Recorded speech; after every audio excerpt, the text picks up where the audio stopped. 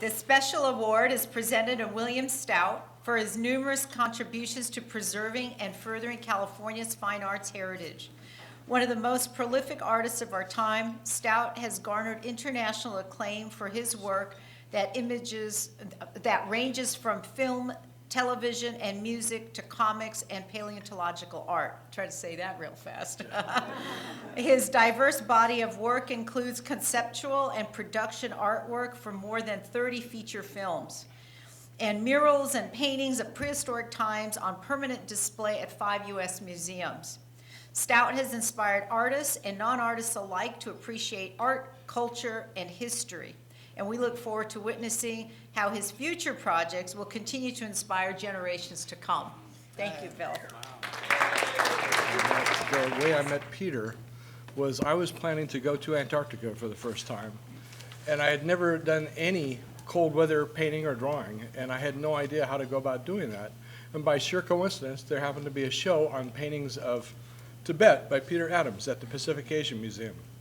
And I went to see those works, and I was just bowled over by the quality and the intensity of the color and the vision that Peter displayed in portraying these Himalayas and other Tibetan areas. And I found out that he was local, that he lived in Pasadena. So I contacted him, and Peter turned out to be one of the kindest and most generous people I've ever met. He gave me a talk on how to do cold weather work. One of his great tips was if you work in watercolor, which I do, at the airport, buy one of those little bottles of the airport vodkas, and then mix a little of that with your water, and that will keep the water from freezing, and then drink a little bit yourself, and that'll keep you from freezing. And Peter gave me my first set of pastels as well, because I'd never worked in pastels before, but it's a perfect medium for cold weather, because it doesn't matter if they freeze or not. It's not like paint. They're usable the entire time. And so for that, I'll be eternally grateful for Peter. And then I was one of the first people, me and Dan Gouze were two of the first people that Peter contacted when he decided to become president of the California Art Club and revitalize the club. And I'll be forever grateful for that and for the work that Peter and Elaine have done on my behalf in promoting me and my career. And I'm more than happy to repay that with lectures and anything I can do for the California Art Club. It's a great organization. Oh, thank you.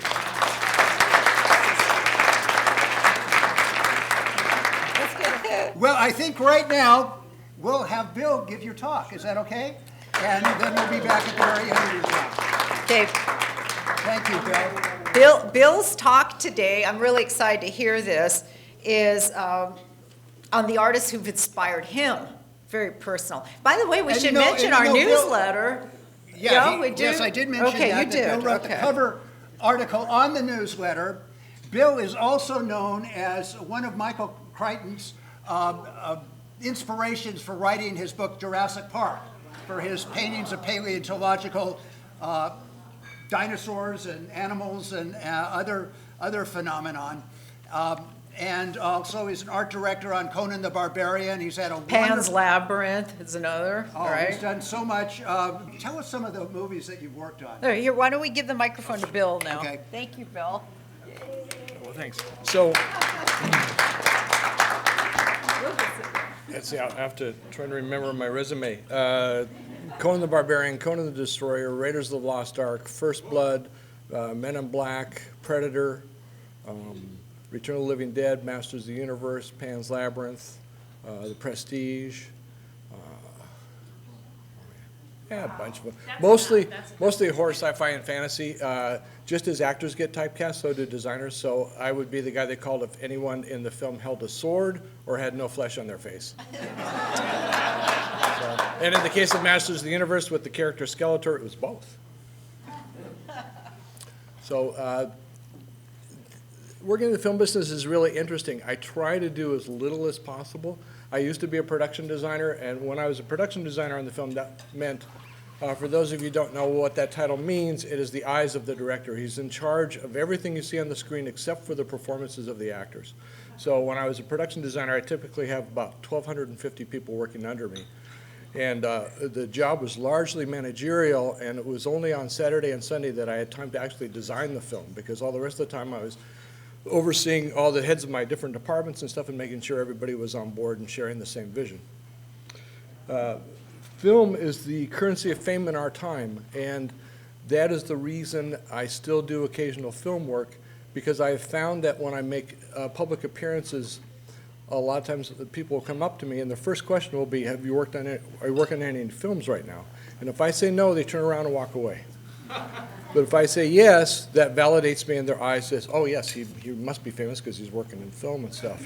And I think that's a bit pathetic, because I think my paintings and the paintings that the California Art Club produce are much more important than the motion pictures that are being produced today. So, but that's just my own opinion. So I brought this, sure. Maybe tilt this up a little bit more during your Okay. Yeah, I speak softly anyway. So I brought this piece. This is my gold medal piece I just finished yesterday, and it is the Mermaids from Peter Pan. I'm working on a Peter Pan portfolio. The reason I brought this piece is because it is influenced by many of the artists that you're going to see on my PowerPoint show. Influenced by Kai Nielsen, by Edmund Dulac, by Arthur Rackham, Frank Frazetta, a lot of different artists. When I was first asked to do this lecture on my influences, I thought, my influences? Well, that's about 2,000 different people. You know, I hope they have a couple weeks set aside for the talk. But I narrowed that down to about 30. So, and only allowed myself 3, at the most 4 pictures for each artist. So you're going to see a lot of different artists. And let's see if I can get this to work here. One of my first big influences, they had a great policy at the Chouinard Art Institute. I was an illustration major there, and that policy in the illustration department was that if you got any real work in the outside world, you could turn that in lieu of your homework. So my last year and a half at art school, everything I was turning in was real jobs, so it made the transition from the world of academia to the real world absolutely seamless. One of the first jobs I got was being an assistant and apprentice to Russ Manning. Russ Manning, I knew him from when I was collecting comics in junior high. He did this comic book called Magnus Robot Fighter. It was a guy who karate chopped robots. But it was Russ who hired me to assist him on the Tarzan of the Apes Sunday and daily strips for the newspapers. I inked Russ's work and I colored the Sunday strips. And then we also did several graphic novels together on Tarzan. But I learned a lot from Russ. This was a piece that he gave me, and he was the one who introduced me to Japanese prints, and for that I'll be forever grateful, because Japanese prints have been a gigantic influence on my life. And he was turned on to Japanese prints when he was in the Navy and he was stationed in Japan. Another big influence is Harvey Kurtzman. Harvey Kurtzman is one of the most important people who ever worked in comics. He created Mad Magazine, created Help Magazine, Trump Magazine, helped introduce Monty Python to each other. Extraordinary guy. He wrote and did the layouts for the first 23 issues of Mad, and then it was his idea to turn the comic book into a black and white magazine. I was working for Peterson Publications in the early 70s for a magazine called Cycletoons, and I did a story that was a tribute to Harvey Kurtzman, Will Alder, and Wally Wood, 3 of my favorite comic book artists. And when it was published, I sent it to them, and I got a letter back from Harvey Kurtzman asking me if I would like to come back east and assist him and Will Elder on producing Little Annie Fanny for Playboy, which I did. This is a drawing that's pure Kurtzman. It's a picture he did of Times Square. There is so much life and energy in his drawings. Another huge influence is Robert Crumb. I think one of the most important artists of the last 50 years. Amazing guy. I've known Robert since the late 1960s. This is one of the seminal works, a huge influence on me. And when I started doing bootleg record album covers, my very first cover was a tribute to this cover. I own this original drawing. I think this is one of my absolute favorite pieces that Crumb has ever done. Why don't we see what's on the Why Bother? His Heroes of the Blues trading cards were the inspiration for my latest book, Legends of the Blues. And actually, I contacted Robert before I did my book because I did not want him to feel like I was treading on his turf. And I said, Robert, this is what I plan to do. I plan to draw everybody that you didn't draw in your Heroes of the Blues set. But I won't do it if you think it's your domain. And he said, no, I can't wait to see what you do. And so I dedicated the book to both Willie Dixon and Robert Crumb. Another huge influence on me was a Frenchman named Jean Giraud.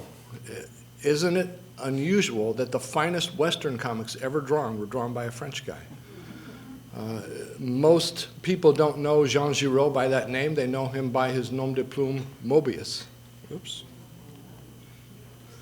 Mobius was a gigantic influence on motion pictures. This is a panel from a comic book story he did called The Long Tomorrow that was written by Dan O'Bannon, who I worked with on Return of the Living Dead. And it was this story upon which Ridley Scott based the visual look of Blade Runner.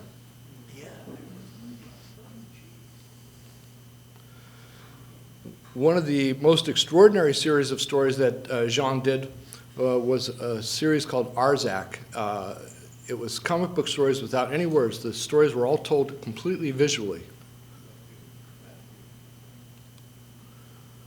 This was a plate he did for a portfolio that was a tribute to Jimi Hendrix. He was awarded France's highest honor as an artist. This is Franklin Booth. Franklin Booth was a pen and ink artist who did most of his work in the 20s and 30s. He had an unusual style, not like any other pen and ink artist who ever lived. And that was because when he was a kid growing up, he would look at illustrated books, and back then they were steel engravings, and he thought they were done with pen and ink. He didn't understand what a steel engraving process was. So he tried to duplicate that style with his pen, which he did extremely well. I learned how to draw clouds by looking at Franklin Booth's work. This is by Roy Krenkel. Roy was a dear friend of mine. He did a little bit of comics. He did a lot of illustrations for Edgar Rice Burroughs, the creator of Tarzan and John Carter of Mars. Roy and I became friends. He had an incredible memory for turn-of-the-century artists. And when I would visit him in New York, we'd try to stump each other by have you heard of this guy? Have you heard of this guy? Have you heard of this guy? And if I named somebody that Roy had never heard of, the light would go on in his eyes, and I could tell, oh, the hunt is on. As soon as this lunch is over, he's going to try to find examples by that artist.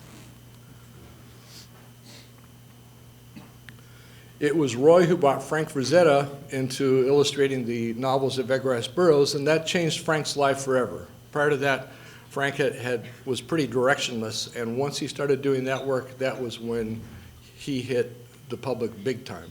This is Roy Krenkel also. This is for a Robert E. Howard story called King Cole.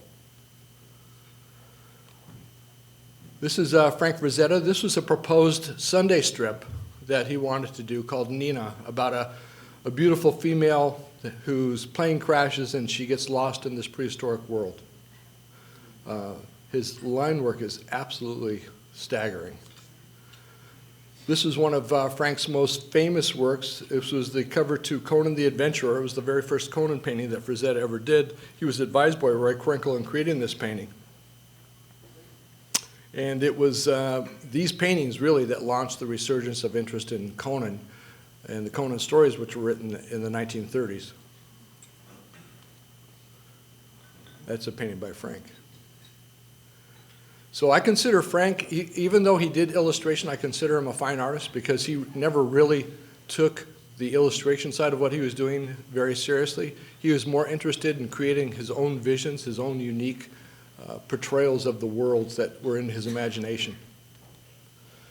I think Frazetta is probably the finest pen and ink and brush and ink artist who ever lived. This is one of my favorite pieces of his. There's not a single line, extra line in this piece. Nothing's wasted, and incredible use of moving the blacks throughout the painting. Just brilliant design. I find his stuff absolutely awe-inspiring and inspirational and staggering. Another big influence on me was Heinrich Kley, a German artist, who ended up being a huge influence on the film Fantasia with his drawings of dancing crocodiles, hippos, and elephants. Walt Disney bought every Kley original he could find and compiled a gigantic collection. I put myself through art school doing watercolor portraits at Disneyland in New Orleans Square. And they have a private club at Disneyland called Club 33. It's the only place in the park that serves alcohol. But because I was working there, they would let me in, and they had a wall of Heinrich Clay originals that they would change every 30 days, and they would never repeat. And they had oil paintings, ink drawings, watercolors. It was absolutely incredible.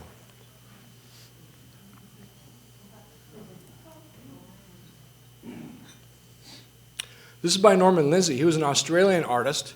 He got in lots of trouble in Australia. In fact, I believe he never actually had an exhibition of his art in Australia. He had to exhibit in America or in the UK because his works were considered obscene in his own country of Australia. This is an illustration for Lysistrata.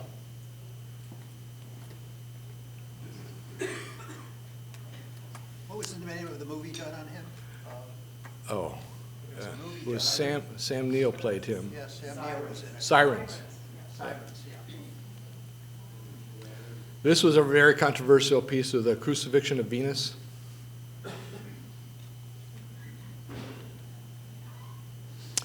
He met pirates. He lived a long time. He lived almost 100 years. And he was there when the pirate ships would dock in the bay in the Sydney Harbor. And he would sketch those ships. And one time he was laid up in the hospital, couldn't move, and so he busied himself by reconstructing and building entire pirate ships, miniature pirate ships in his hospital bed, just from memory. This was a Swedish artist, John Bauer. Sadly died very young in a ferry crossing with his family. But boy, he did beautiful work. Every year they would publish a book called Bontomtar och Troll, amongst the trolls and gnomes. And it would be fully illustrated by John Bauer. And this is one of the illustrations from that series.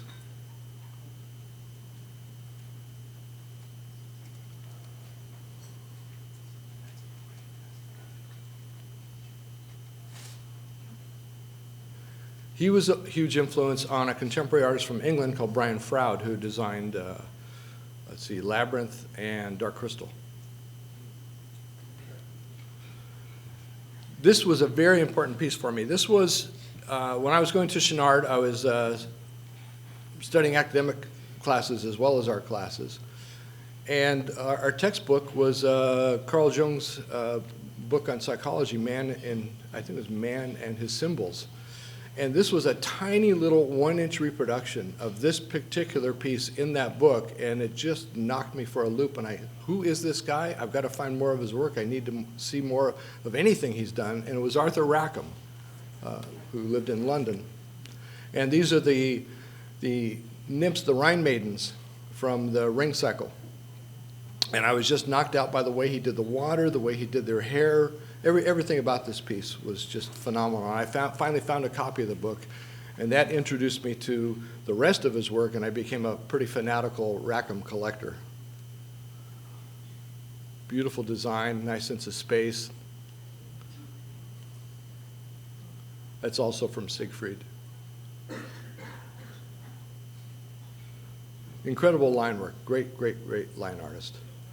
Another line artist who Rackham influenced was Gustav Tenggren. And Gustav Tenggren was influenced primarily by John Bauer and Arthur Rackham. In fact, when Bauer and his family died, it was Tenggren who took over Blomtopt Troll, and he illustrated that book magazine for, I think, the next 12 years or so. He was also the co-founder of the Little Golden Books and was their first art director. And this is a book that he illustrated called The Poky Little Puppy, which was one of my first books as a child. He was also a key designer at Walt Disney, designed Snow White and designed Pinocchio.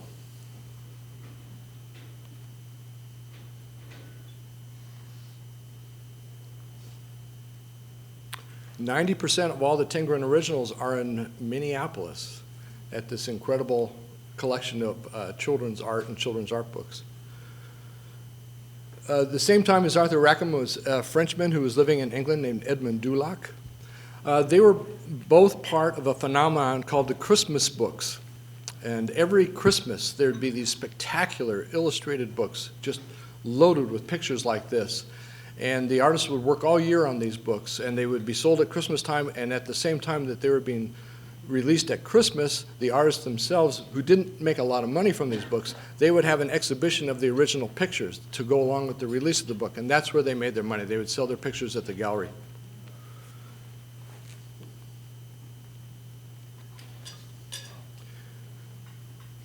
His line work was every bit as good as Rackham's, but his color was even better.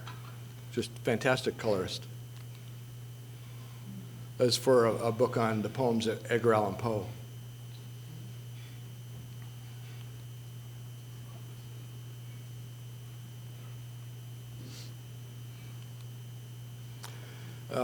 Around the same time and the same place in London was William Heath Robinson. This is an illustration he did for a Kipling book. Actually, he illustrated several Kipling books. Worked in a similar style to Rackham and Dulac.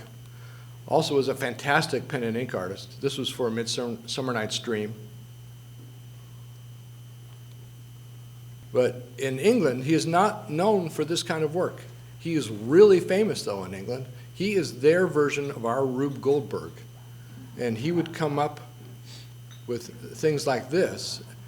And whereas we would say, hey, that's a real Rube Goldberg contraption, in England they say, hey, that's a real Heath Robinson contraption. And that was Uncle Lubin. That was a book he wrote and illustrated about just an eccentric character. He also did a book called Bill the Minder about a guy who minds children, a babysitter. So it's just a charming picture, beautifully designed, incredible weight of pen lines, just the appropriate weights, slightly heavier line to outline things, and which shows the Japanese and Art Nouveau influence. And so far, do we have any questions? Yes? I have a question.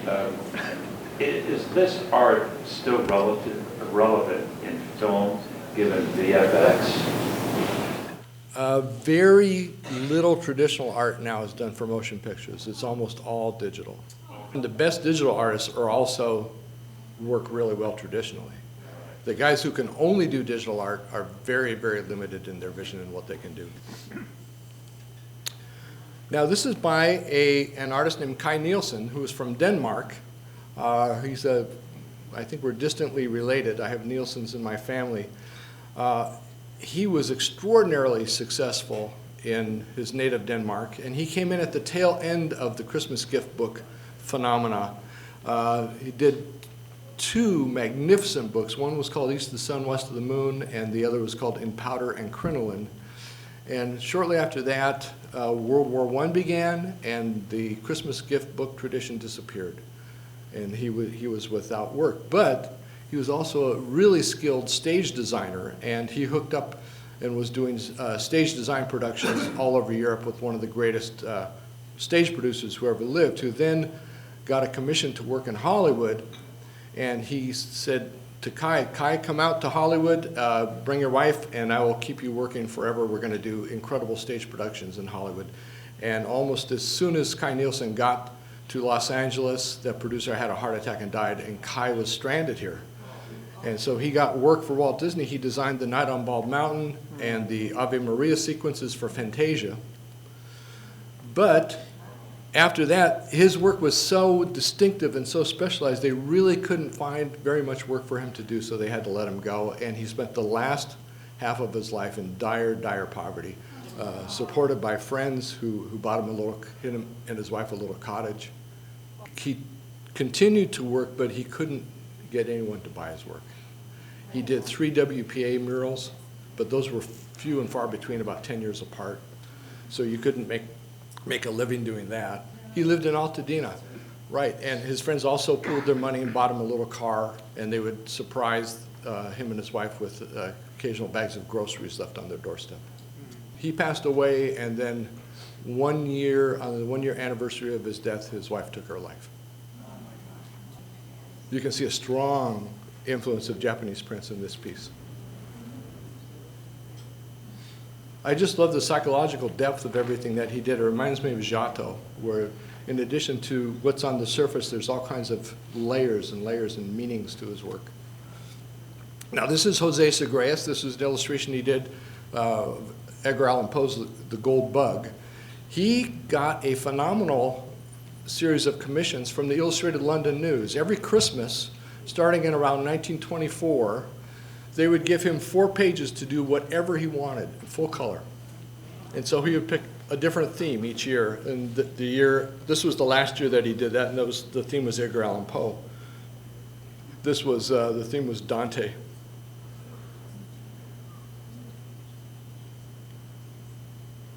This was an advertisement he did when he came to America. He was in America briefly, I think about 5 or 6 years. This was actually an automobile advertisement. I think it was for Oldsmobile. This was something he just did for himself. It was an illustration for H.G. Wells' War of the Worlds. I just love his values are just incredible. And his lost and found edges, too. It's just amazing. This is N.C. Wyeth. I'm sure you're all familiar with N.C. Wyeth's work.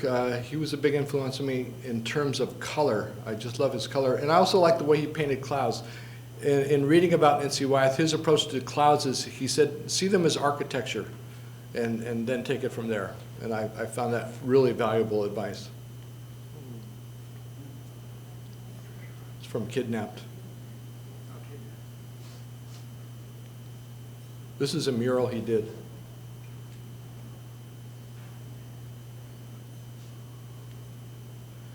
John R. Neal was the key illustrator for the Wizard of Oz books that L. Frank Baum and then later Ruth Plumley Thompson wrote. Incredible line man, decent sense of color. He shared a studio with probably America's greatest pen and ink artist, Joseph Clement Cole. They're both Irishmen. It's a watercolor illustration he did, pen and watercolor, for one of the Oz books. This is a pretty obscure artist. I seem to be one of the few people in the world who even knows who this guy is. His name is Henri de Lermos. He was from France. His sister was a famous actress, and he did primarily pictures with animals. He was nuts about animals. He worked with the circus for a while. This is a preliminary piece for the Jungle Book. Real powerful, powerful stuff. That's also from the Jungle Book. Just rock solid drawing. His understanding of animals was just absolutely superb. You could sculpt that just from this painting.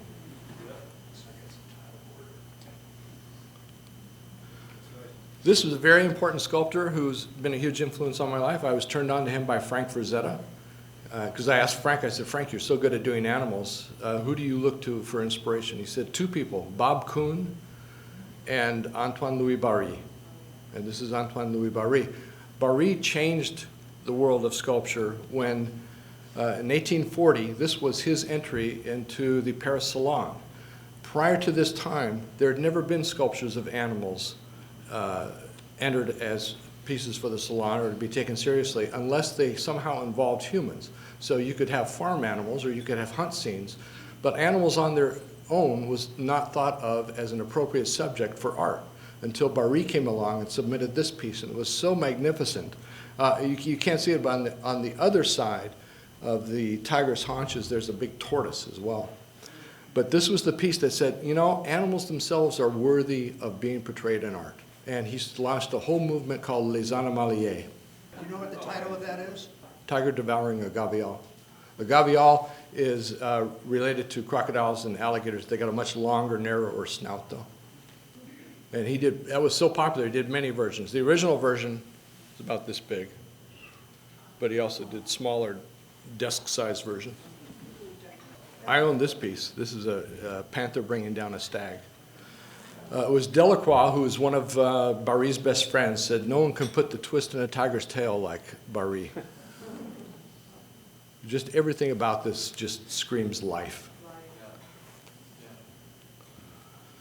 This is one of my favorite artists. He's relatively obscure. His name is Harry Rowntree. He was from New Zealand, but he didn't really start to achieve success as an artist until he moved to London. And he became known as the guy to get, if you wanted, anthropomorphized animals or even just regular animals. He seems, from my studies, seems to have known everything there was to know about how to draw and construct animals in pictures. This was from Alice in Wonderland. And his work has just so much personality to it. He was the first illustrator for Arthur Conan Doyle's Lost World. It was serialized in the Strand magazine, and Roundtree did all the illustrations. This is by a Czechoslovakian artist named Zdeněk Burian. This is one of his illustrations for Lost World, which he did for himself. Although he was one of the most prolific artists and illustrators who ever lived, he did over 20,000 paintings. And he illustrated all the classics, but what he is most known for in the United States is his depictions of prehistoric animals. He did about 400 or 500 paintings of prehistoric life.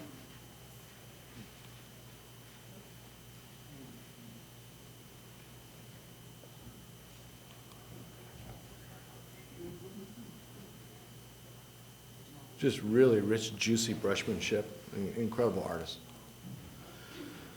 One of my biggest influences as a muralist and as a person who does prehistoric life reconstructions is Charles R. Knight. Charles R. Knight painted the murals for the American Museum of Natural History in New York, painted the murals for the Field Museum in Chicago, that's where this is from, painted the La Brea Tar Pit mural for our own museum here in LA.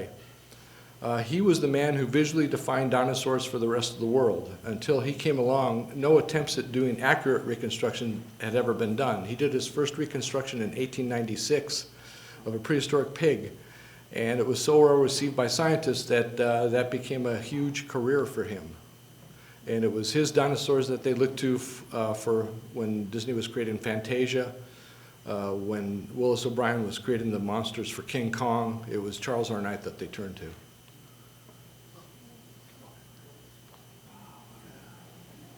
He really knew the big cats. Just as great as he was as a dinosaur artist, he was a phenomenal painter, drawer, and sculptor of big cats. And I say sculptor because nearly every painting he did, he would sculpt it first, light it, and to get the shadows right, and then paint from the sculpture.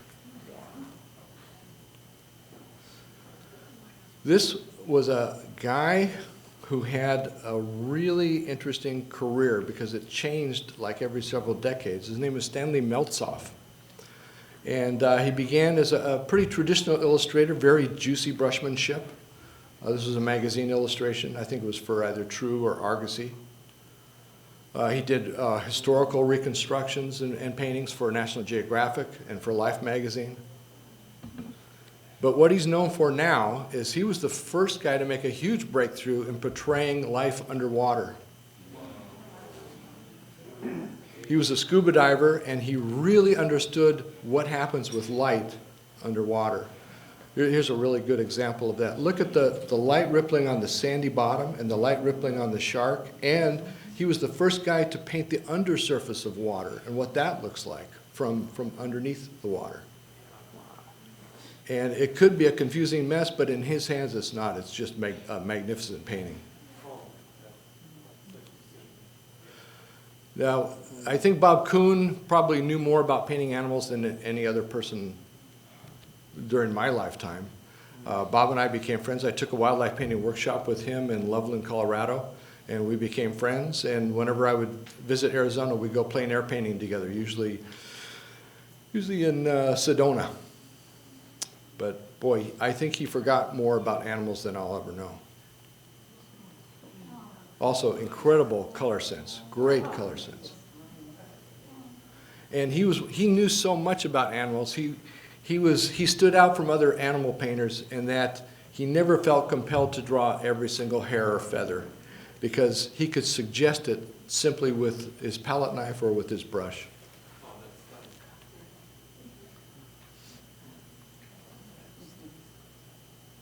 Great sense of design, too.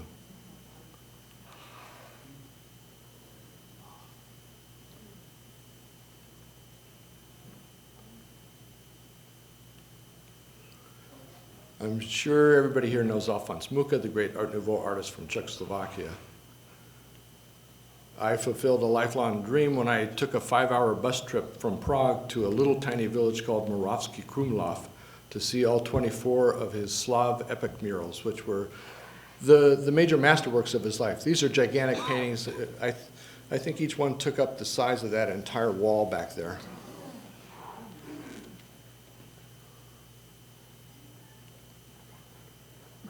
This is Edwin Austin Abbey, an American illustrator who really didn't achieve great success until he moved to England. He became best friends with John Singer Sargent, who was younger than Abbey, and they had a real camaraderie. In fact, whenever John Singer Sargent would finish a painting, he would take it by Abbey's studio and show it to him.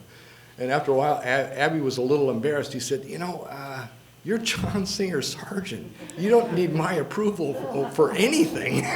He says, you know, you're the greatest living portrait artist in the world. And Sargent said, well, you know, you're right. But you, sir, are the greatest colorist I've ever met. This is Edwin Austin Abbey painting from Hamlet, where the Hamlet and his family and Ophelia there are watching a play. This is a pastel study that Abbey did. He was also a phenomenal pen and ink artist. This is also from Shakespeare. You can see 90% of everything that he did if you go to the Yale Art Library. That's his widow left most of his works to the Yale Art Gallery. This is one of my favorite painters of all time, John William Waterhouse. For me, he cooks at every level. Superb draftsman as far as the human figure, incredible colorist, beautiful designer. He stood out from other artists of that period in that his backgrounds did not look like they were created in a studio. They looked like plein air paintings. This is one of my favorite pieces of his. It's at the Tate Gallery. It's The Lady of Shalott. I flew back to Montreal to see the gigantic exhibition of Waterhouse's work.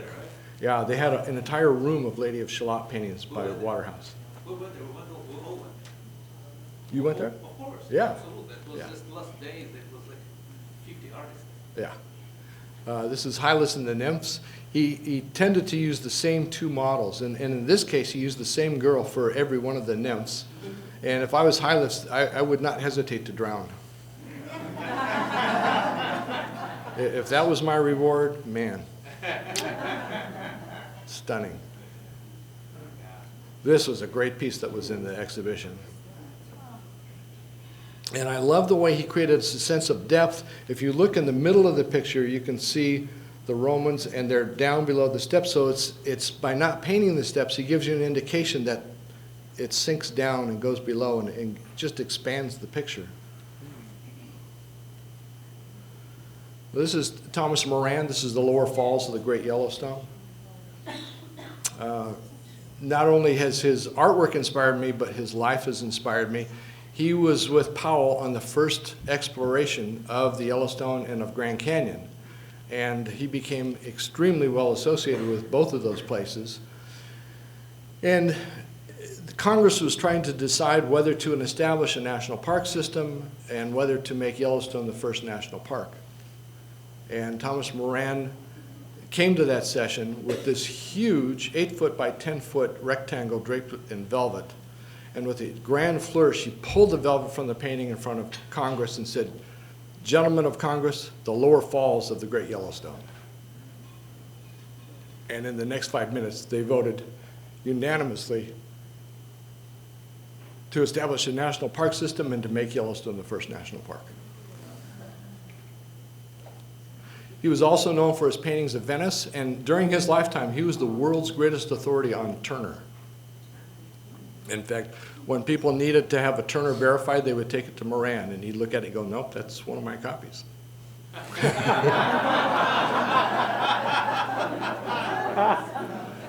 This is a great Moran masterpiece that you can see right here in Los Angeles at the Opera Museum, the Mountain of the Holy Cross.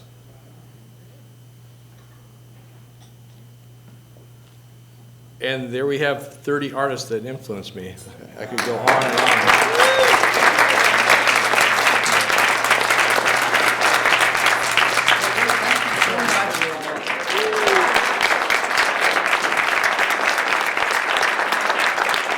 Show us your gold medal piece one more time.